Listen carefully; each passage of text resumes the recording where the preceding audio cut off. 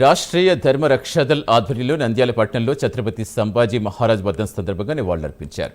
రాష్ట్రీయ ధర్మ రక్షాదళ్ నంద్యాల జిల్లా అధ్యక్షులు ఎన్పి నవీన్ గౌడ్, పట్టణ అధ్యక్షుడు D Srinivas Goud, town committee సభ్యులు ఎస్ వెంకటేష్ గౌడ్, ఈశ్వర్ ప్రసాద్, నిఖిల్ తదితరులు పాల్గొని శివాజీ చిత్రపటానికి పూలమాల వేసి నివాళులర్పించారు.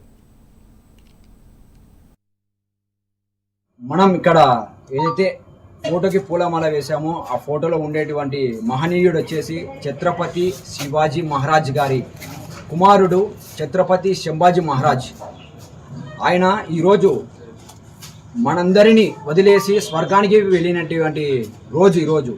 ఆయన ఛత్రపతి సంభాజీ మహారాజ్ వర్ధంతికి సందర్భంగా ఆయన ఫోటోకి ఈరోజు రాష్ట్రీయ ధర్మ రక్షాదళ్ టౌన్ టీం ప్రెసిడెంట్ శ్రీనివాస్ ఆధ్వర్యంలో ఆయన ఫోటోకి పూలమాల వేసి నివాళులు అర్పించడం జరిగింది.